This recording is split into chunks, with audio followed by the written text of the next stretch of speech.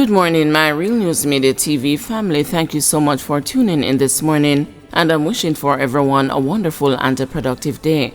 And in the news this morning for March 6, 2024, Councillor-elect Ennis walks away from JLP, breaks deadlock for KSAMC. Winston Ennis, the former deputy mayor of Kingston, says he's leaving the Jamaica Labour Party to become an independent. He made the announcement in an audio release on Tuesday, saying he felt disrespected and was encouraged by his family to leave the party.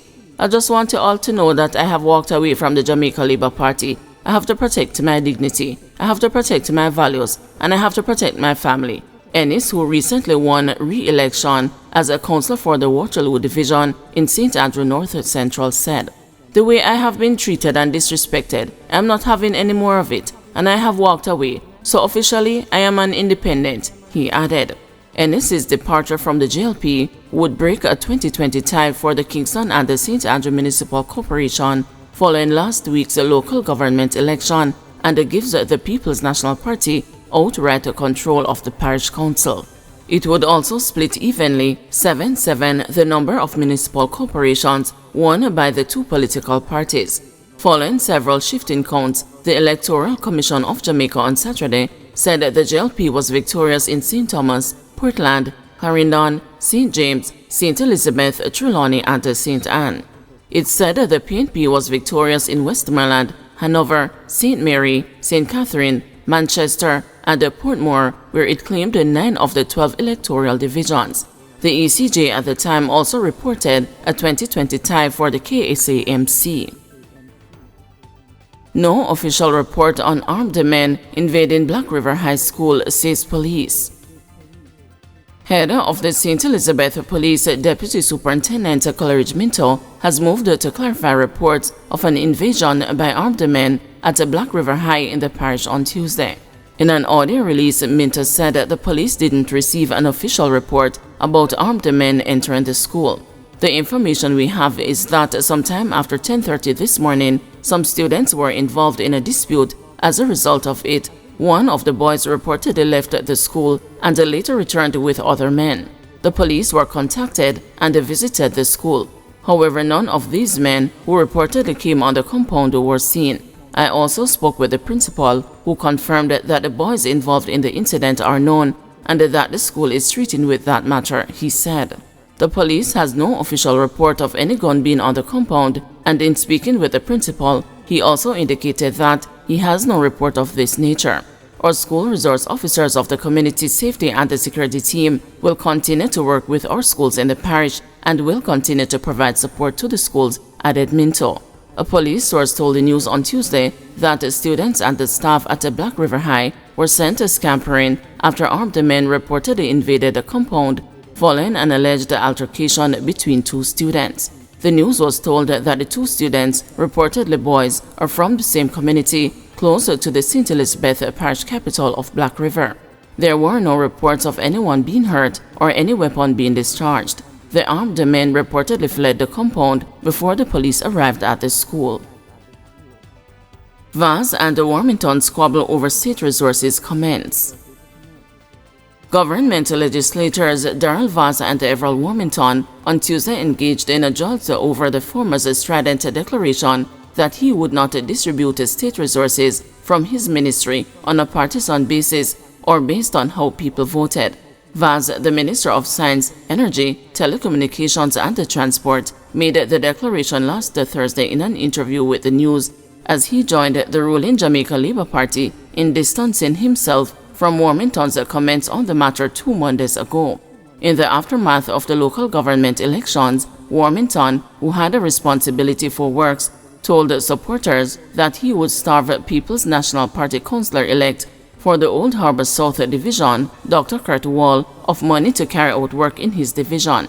At the same time, Warmington indicated that he would allocate funds to the defeated JLP candidate in the division, Lloyd Grant. The comments resulted in Warmington being summoned by Prime Minister Andrew Holness, who issued a press release after their meeting, stating that Warmington had resigned from the cabinet. Asked about Warmington's comments in the news interview last Thursday, Vaz said, Let me just make it very clear that I disassociate myself from statements like that.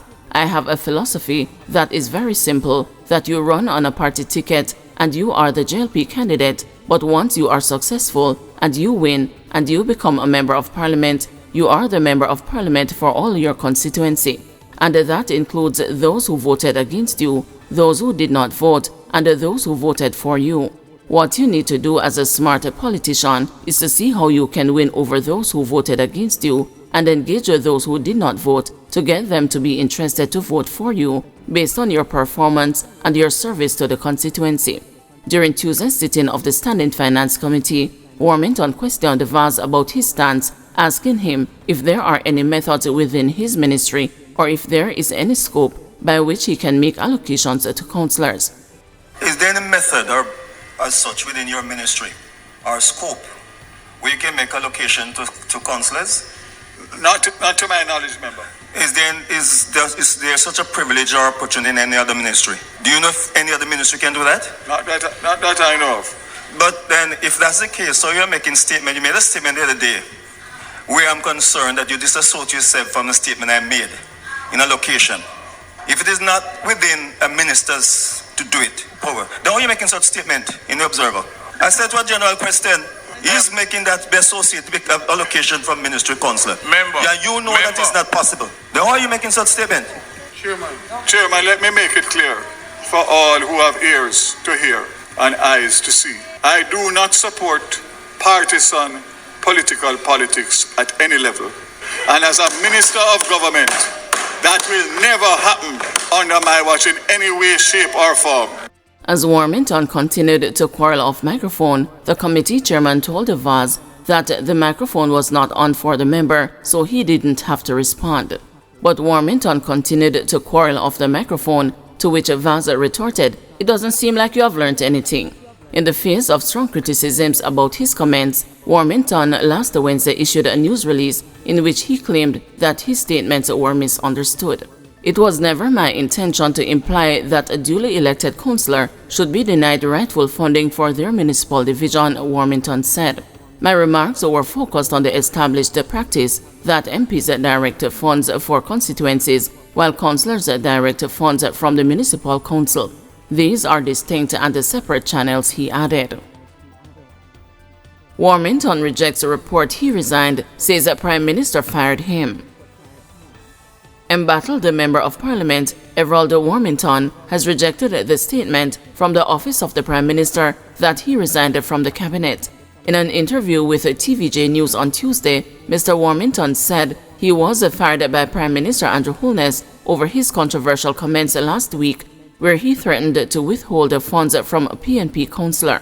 I was fired. The PM said to me I should divulge more and say ask the question that because of civil society he can't keep me there. But at the same time, he's asked me to go in the field to work for the party for his next election. The question I ask, if civil society can't accept me as part of his cabinet, how then civil society will accept me working in the field to elect him again as Prime Minister? But don't you think his hands were tied, though, given that the reaction from the opposition leader with Dennis Meadows? I saw no chain or rope on his hands. Don't ask me a question. Meadows, as I said, is a different case from mine entirely. He was promoting criminality. I was not, never yet, okay? But in terms of civil society, and there's some others in Leopard who force him, can you point to a single minister who has the ability or the right or any avenue through which a minister can locate funds from minister? So why did you say why did you make that statement? You can't answer my question, ask me another question. But you're the one who made the statement, Mr. Warmington. And can you tell me one minister that does or who can? Answer the question and I come to you. So why did you make the statement then? Because it's my mouth. I don't have the permission to speak. I don't pay lies to my mother, darling. I don't. But I would say that same minister was a slip of the tongue anyhow. 2 high-powered weapons seized in flanker raid. The St. James Police recovered 2 high-powered weapons and other illicit items during an early morning targeted operation on Central Avenue in Flanker. Senior Superintendent Vernon Ellis, head of the St. James Police, says from 5:30 to 8:30, the police conducted a raid on the home of Peter Johnson, otherwise called Jolo, the man who was fatally shot during a reported confrontation with the police on February 26. The targeted operation this morning by members of the security forces was successful in that we recovered an AK-47 mini rifle. We also recovered a camouflage suppressed submachine gun, he reported, adding that the seizure is part of our commitment to combating violent crimes and dismantling criminal gangs in Jamaica. A suppressor or silencer was also recovered during the operation. SSB Ellis said since the fatal shooting of Johnson on February 26, several members of the security forces who had been on duty have received death threats. Johnson was linked to several serious crimes, including murders and shootings in St. James. The 20-year-old was reportedly on his way to vote in the local government election at a flanker primary and infant school on Kodak Drive when he was shot dead by members of the security forces.